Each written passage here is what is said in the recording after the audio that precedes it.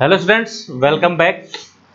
देखिए, अब हम बिल्कुल प्योर आरसीसी पे आ चुके हैं। ठीक है, पिछले वाले लेक्चर में आरसीसी का इंट्रोडक्शन देखा था एक तरह से, क्योंकि उससे पहले हम कंक्रीट पढ़ रहे थे कि एक्चुअल में आरसीसी क्या है, वो चीज़ देख लिया था। अब यहाँ पे एक चीज़ ध्यान रखना, जो मैं कॉन्सेप्ट बताने वाला हूँ वो आगे एक अजम्पशन में आएगा, सिर्फ एक लाइन में, तो उसको मैं डिक्टेट करने की कोशिश यहाँ पे करता हूँ। ये चीज़ तो हमने देखा था पिछले वाले लेक्चर में कि जो कॉन्क्रीट का सेक्शन है या जो आरसीसी का सेक्शन है, ये क्रॉस सेक्शन है आरसीसी का। ठीक है, ये न्यूट्रल एक्सिस, ये कंप्रेशन जोन, ये नीचे का टेंशन जोन। टेंशन जोन में आपने क्या किया, टेंशन जोन में रेनफोर्समेंट प्रोवाइड करवा दिया। टेंशन जोन में रेनफोर्समेंट प्रोवाइड करवा दिया, और इस रेनफोर्समेंट के चारों तरफ क्या है, इस रेनफोर्समेंट के चारों तरफ कंक्रीट है। इस रेनफोर्समेंट के चारों तरफ कंक्रीट है, राइट। अब इस सेक्शन में क्या होता है, इस सेक्शन में क्या होता है, जो कंप्रेसिव स्ट्रेसेज हैं, जो कंप्रेसिव स्ट्रेसेज हैं, compressive stresses are resisted by, compressive stresses are resisted by what, concrete itself, concrete itself, यही होता है।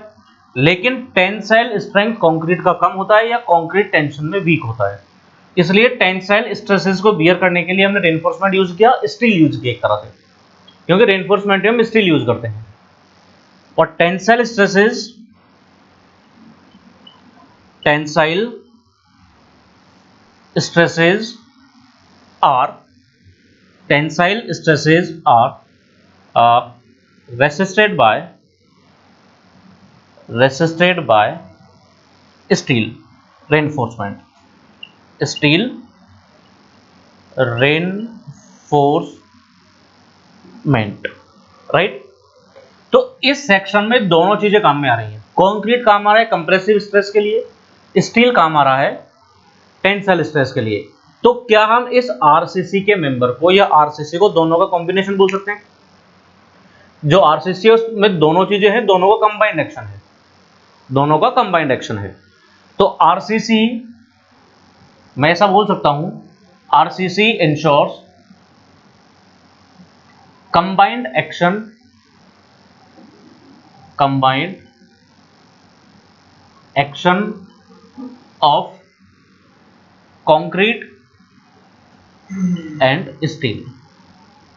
एक चीज हमने ये देखा था पिछले वाले वीडियो में कि दोनों को कंबाइंडली एक्ट करने के लिए प्रॉपर बॉन्डिंग का होना जरूरी है, मतलब स्ट्रेन कंपेटिबिलिटी का होना जरूरी है, और स्ट्रेन कंपेटिबिलिटी के लिए प्रॉपर बॉन्ड का होना जरूरी है।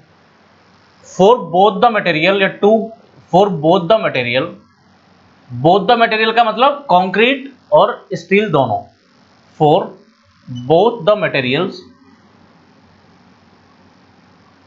To act together, to act together,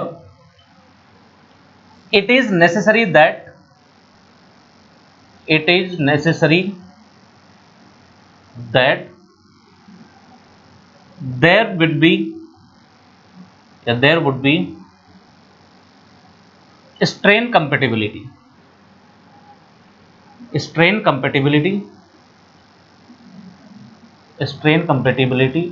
और strain compatibility को कौन इंश्योर करता है? Proper bonding. strain compatibility which is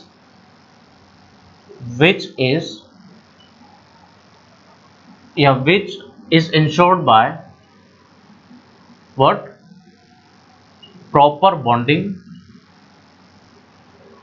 proper bonding between concrete and steel, proper bonding between concrete and steel. Clear है?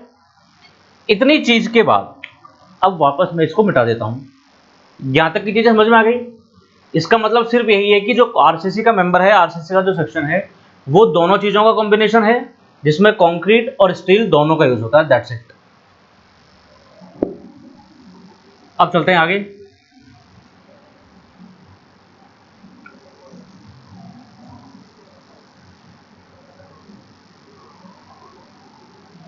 देखिए ये जो सेक्शन है कंक्रीट का,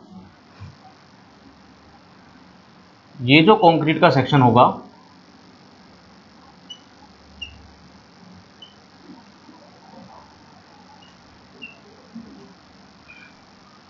जिसमें हमने रेनफोर्समेंट लगा रखा है नीचे, जिसमें हमने रेनफोर्समेंट लगा रखा है नीचे, ये टेंशन जोन है और ऊपर वाला कंप्रेशन जोन। हमारे पास डिजाइन के दो मेथड है, एक वर्किंग स्ट्रेस मेथड होता है, एक लिमिट स्टेट मेथड होता है। दोनों ही मेथड में ये एज्यूम किया गया है कि कंक्रीट सिर्फ कंप्रेसिव स्ट्रेस लेगा। दोनों में ये एज्यूम किया गया है कि कंक्रीट सिर्फ कंप्रेसिव स्ट्रेस लेगा, टेंसाइल स्ट्रेस कंक्रीट नहीं लेगा, टेंसाइल स्ट्रेस कंक्रीट नहीं लेगा। ये अजम्पशन है। एक्चुअल में तो कंक्रीट टेंसाइल स्ट्रेस भी लेता है। कब तक लेता है? जब तक उसकी कैपेसिटी होती है तब तक लेता है, और जब स्ट्रेस की वैल्यू उसकी कैपेसिटी से बाहर चली जाती है तो कंक्रीट क्या करता है, टेंसाइल स्ट्रेस को स्टील को ट्रांसफर कर देता है। लेकिन जब तक उसका कैपेसिटी है तब तक तो वो टेंसाइल स्ट्रेस को भी बियर करेगा। लेकिन हमारे पास जो मेथड है डिजाइन करने की, जो हम अज्यूम करके चलते हैं, वो ये अज्यूम करते हैं कि कंक्रीट बिल्कुल भी टेंसाइल स्ट्रेस को बियर नहीं करता। पूरे का पूरा टेंसाइल स्ट्रेस कौन बियर करेगा? स्टील बियर करेगा। It is assumed that it is assumed that it is assumed that all the tensile stresses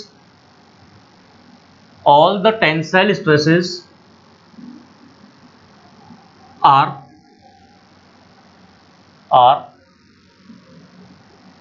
resisted by steel only। ये अजम्पशन है, फैक्ट नहीं है, ध्यान रखना। ये अजम्पशन है, फैक्ट नहीं है। अब सपोज करते हैं, एक एग्जांपल में लेता हूं, अगर कि मान लेते हैं कंक्रीट का कंप्रेसिव स्ट्रेस तो है 30 MPa, ठीक है। अगर कंक्रीट का कंप्रेसिव स्ट्रेस 30 MPa है तो कंक्रीट का टेंसाइल स्ट्रेस लगभग 3-4 MPa के आसपास होगा। 5 MPa मान लेता हूं मैं कि 5 MPa होगा टेंसाइल स्ट्रेस, कि इतना टेंसाइल स्ट्रेस को बियर कर सकता है। तुमसे क्वेश्चन ये, अब क्योंकि एक्चुअल में कंक्रीट क्या करेगा, एक्चुअल में कंक्रीट 5 MPa तक के टेंसाइल स्ट्रेस को बियर कर सकता है एक्चुअल में, प्रैक्टिकली। लेकिन हम क्या मानते हैं कि ये जो पूरे का पूरा स्ट्रेस है 5 MPa, ये भी कौन बियर करेगा? ये भी स्टील बियर करेगा। यहां से एक ऑब्जेक्टिव पूछा जा सकता है।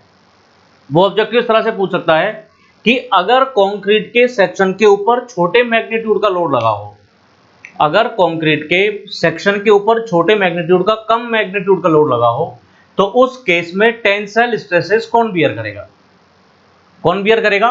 कंक्रीट ही बियर करेगा, क्योंकि छोटे मैग्नीट्यूड की वजह से जो टेंसाइल स्ट्रेसेस प्रोड्यूस होंगी उनका मैग्नीट्यूड भी कम होगा, और उस मैग्नीट्यूड को कंक्रीट खुद ही रेसिस्ट कर लेगा, स्टील को नहीं देगा। क्योंकि प्रैक्टिकली तो क्या है, कंक्रीट में कैपेसिटी है रेसिस्ट करने की टेंशन को। हम हमारे डिजाइन पर्पस के लिए एज्यूम करके चल रहे हैं। तो अगर आपने एज्यूम कर लिया तो इसका मतलब ये नहीं है कि कंक्रीट लेगा ही नहीं टेंसाइल स्ट्रेस, राइट। तो अगर छोटे अमाउंट का टेंसाइल स्ट्रेस है तो कंक्रीट जरूर लेगा, लेकिन एज्यूम क्या करना है आपको कि कंक्रीट बिल्कुल भी टेंसाइल स्ट्रेस नहीं लेता। और अगर हम अजम्पशन के हिसाब से चलें, क्योंकि आपको जो डिजाइन करना है वो हमारे अजम्पशन के अकॉर्डिंग हम डिजाइन करते हैं, तो अजम्पशन के हिसाब से कंक्रीट टेंसाइल स्ट्रेस बियर करता ही नहीं है।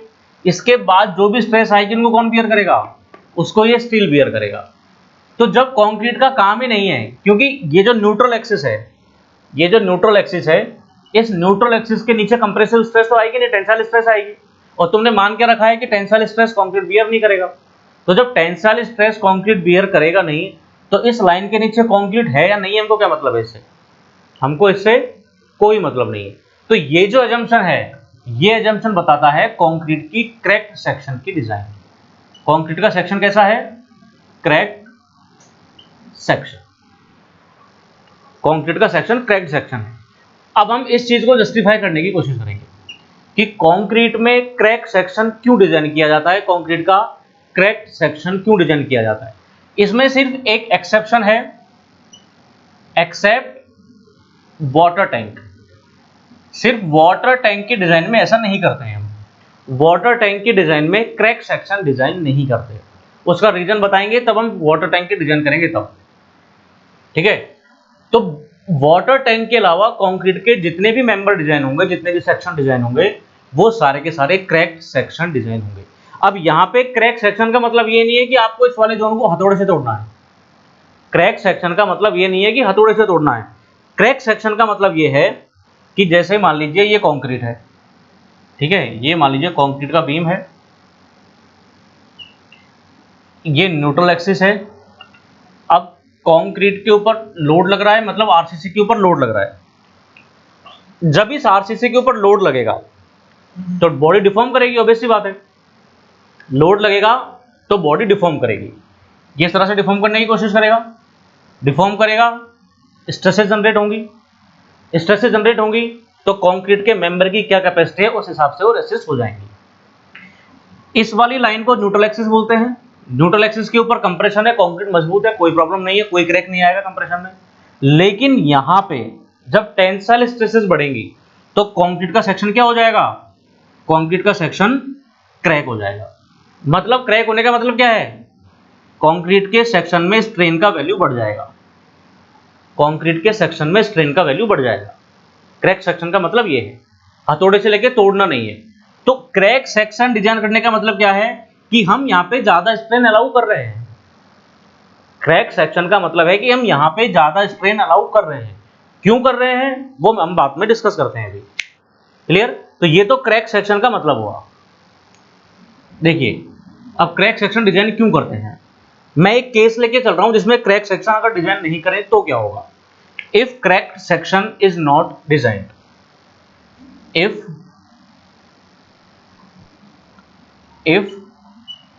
cracked section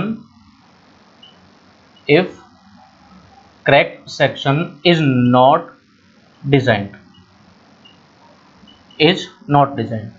तो जो फ्लेक्सुरल मेंबर है, जैसे बीम है, ये बीम का केस है, बीम के ऊपर लोड लग रहा है, बीम इस तरह से बेंड होगा। अगर तुमको क्रैकिंग नहीं होने देनी है तो यहां पे मैंने बताया था कि मैक्सिमम स्ट्रेस कितना आएगा कंक्रीट में, FCR के बराबर, क्योंकि ये कंक्रीट का फ्लेक्सुरल स्ट्रेंथ होता है। मतलब मैक्सिमम फ्लेक्सुरल स्ट्रेस आ सकता है कितना? FCR के बराबर। क्लियर है ये चीज? तो maximum stress, maximum tensile stress बोल देता हूं, ये फ्लेक्सुरल स्ट्रेस बोल दो, maximum flexural stress in concrete. तो कंक्रीट में मैक्सिमम फ्लेक्सुरल स्ट्रेस कितना होगा? FCR होगा। और FCR क्या बताया था? 0.7 रूट FCK, कि मैक्सिमम इतना स्ट्रेस आ सकता है, मैक्सिमम इतना स्ट्रेस आ सकता है कंक्रीट में। अगर यहां पे हुक्स लॉ अप्लाई करें, बाय हुक्स लॉ, तो हुक्स लॉ क्या कहता है? Stress is equal to E into strain.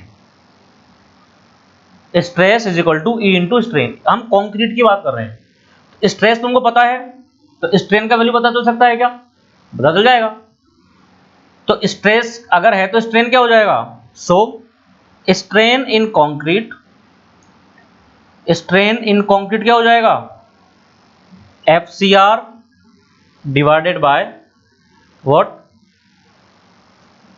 E किसका? कंक्रीट का। इस रिलेशन से आ जाएगा, strain is equal to stress by E। अगर इसकी वैल्यू पुट करते हैं हम, अगर इसकी वैल्यू पुट करते हैं, so strain in concrete would be, strain in concrete, इसको मैं एक्साइल लिख देता हूं, इज इक्वल टू क्या? FCR का वैल्यू कितना? 0.7 root FCK divided by modulus of elasticity of concrete कितना? 5000 रूट FCK। ये कैंसिल आउट हो गया। इसको अगर आप सॉल्व करते हो तो इसका वैल्यू आता है 1.4 इंटू 10⁻⁻⁻⁴। इसका वैल्यू आता है 1.4 इंटू 10⁻⁻⁴। स्ट्रेन का वैल्यू इस वजह से कोई भी यूनिट नहीं होगा। इतना स्ट्रेन आएगा कंक्रीट में, और ये स्ट्रेन कहां पे होगा? ये स्ट्रेन होगा कंक्रीट के एक्सट्रीम टेंशन फाइबर पर। तो strain in concrete eight extreme tension fibre, right. अब हमारे पास स्ट्रेन कंपेटिबिलिटी होती है कंक्रीट और स्टील में, तुमने पढ़ चुके हैं कि स्ट्रेन कंपेटिबिलिटी है। स्ट्रेन कंपेटिबिलिटी का मतलब क्या है कि हर एक पॉइंट पे जितना स्ट्रेन कंक्रीट में होगा उतना ही स्ट्रेन स्टील में होगा। From the concept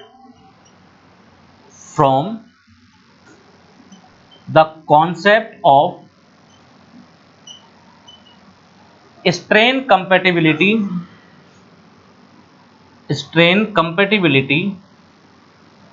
from the concept of strain compatibility,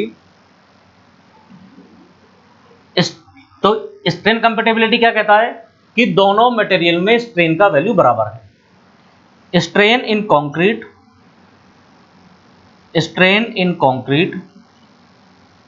is equal to strain in steel. तो मैक्सिमम स्ट्रेन, और ये जो वैल्यू है ये मैक्सिमम स्ट्रेस की वैल्यू है, ये स्ट्रेन की मैक्सिमम वैल्यू है, क्योंकि इससे ज्यादा स्ट्रेस का वैल्यू नहीं जा सकता अगर आपको क्रैकिंग अलाउ नहीं करनी तो, क्योंकि इससे ज्यादा अगर आप स्ट्रेस लगाओगे तो सेक्शन टूट जाएगा, क्रैक हो जाएगा। तो क्रैकिंग अलाउ नहीं करते हैं तब तक मैक्सिमम स्ट्रेस इतना रहेगा, और इस मैक्सिमम स्ट्रेस के corresponding maximum strain would be 1.4 into 10⁻⁻⁴ और स्ट्रेन कंपेटिबिलिटी से इतना ही स्ट्रेन स्टील में होगा। So strain in steel would be what 1.4 into 10⁻⁻⁴, इतना स्ट्रेन आ गया। वही हुक्स लॉ आपको पता है, stress is equal to E into strain. तो यहां से जो स्टील आपने यूज किया उस स्टील में स्ट्रेस का वैल्यू पता किया जा सकता है। So stress in steel would be what, strain कितना 1.4 इंटू 10⁻⁻⁴, और स्टील का ई कितना होता है मॉड्यूलस ऑफ इलास्टिसिटी 2 इंटू 10⁻⁵। इसको सोल्व करोगे तो स्टील में स्ट्रेस आएगा कितना 28 मेगा पास्कल या 28 न्यूटन पर mm²। ये सिचुएशन रहेगी अगर हम क्रैकिंग अलाउ नहीं करते हैं तो। कितना स्ट्रेस आएगा, सिर्फ 28 मेगा पास्कल। मैंने कल या पिछले वाले वीडियो में बताया था कि जो हम स्टील काम में लेते हैं आरसीसी में वो जनरली Fe415 या Fe500 ग्रेड का होता है। मतलब ये स्टील कितना स्ट्रेस ले सकता है 415 न्यूटन पर mm²। ये स्टील कितना स्ट्रेस ले सकता है 500 न्यूटन पर mm²। और इस स्टील पे स्ट्रेस आ कितना रहा है 28 मेगा पास्कल। तो जो आपने महंगा मटेरियल यूज किया स्टील वो तो यूटिलाइज ही नहीं हुआ। अगर मान लीजिए जिस स्ट्रेस पे, जिस मेंबर पे या जिस मटेरियल पे 500 का स्ट्रेस लेने की कैपेसिटी है उस पे अगर आप 28 का कैपेसिटी लगा 28 का लोड लगा रहे हो तो क्या मतलब है, उसको यूटिलाइज नहीं किया।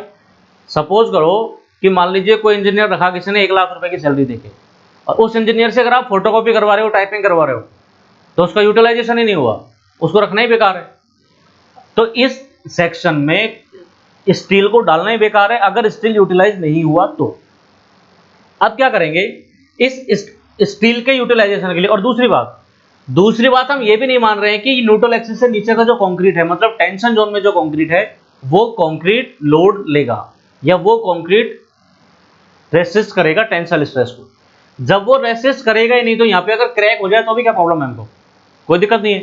तो हम क्या करते हैं लोड की वैल्यू को इस तरह रखते हैं ताकि यहाँ पे डिफॉर्मेशन हो जाए।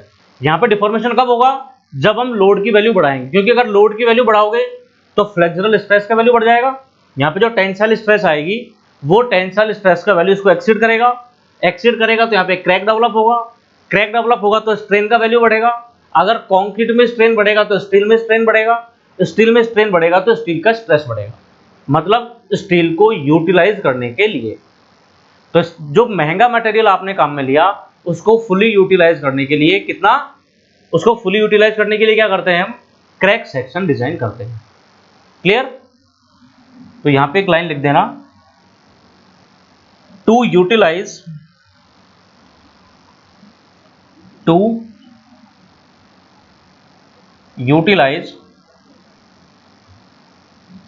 costlier material steel, that is steel. Cracking is allowed, cracking is allowed. इसको बोलते हैं कंक्रीट के क्रैक्ड सेक्शन की डिजाइन। तो जब कंक्रीट के क्रैक सेक्शन की बात होती है उसमें हमको ये इस बात से कोई मतलब नहीं होता कि न्यूट्रल एक्सिस के नीचे कंक्रीट है या नहीं है, क्योंकि वो किसी भी काम का नहीं है। हम ये मान के चलते हैं कि सारे के सारे स्ट्रेस कौन लेगा, स्टील लेगा। तो ये चीज तो आपको पता चल गई कि यहाँ पे हमको स्ट्रेन प्रोवाइड करवाना है। अब वो स्ट्रेन प्रोवाइड कितना करवाना है उसके लिए तुमको स्टील के स्ट्रेस स्ट्रेन कर्व पे जाना होगा, क्योंकि ये जो ग्रेड है Fe 415 या Fe 500 ये स्टील की ली हुई मैक्सिमम स्ट्रेस नहीं है, ये स्टील की ली हुई मैक्सिमम स्ट्रेस नहीं है, ये याद रखना। क्लियर है? ये क्या है, सिर्फ यील्ड स्ट्रेस है, ये स्टील की यील्ड स्ट्रेस है। अब यील्ड स्ट्रेस क्या होती है वो बाद में अभी बताते हैं। तो अगर हम स्ट्रेस स्ट्रेन कर्व देखें स्टील का, उससे हमको ये पता चलेगा कि मैक्सिमम कितना स्ट्रेन आप अलाउ कर सकते हो कंक्रीट में एक्सट्रीम टेंशन फाइबर पे।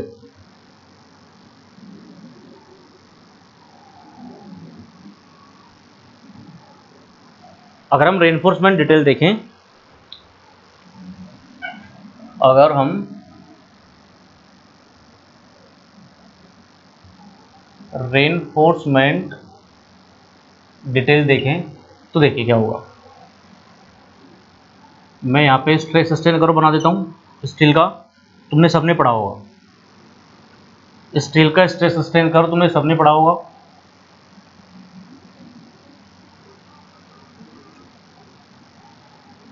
इस तरह से जाता है लगभग, ये तो माइल्ड स्टील का है।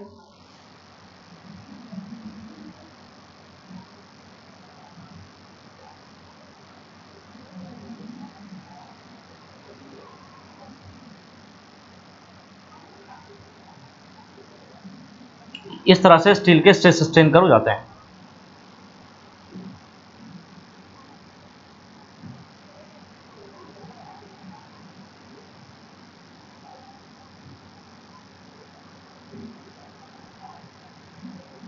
ठीक है, तो ये वाला जो कर्व है ये तो माइल्ड स्टील के लिए है।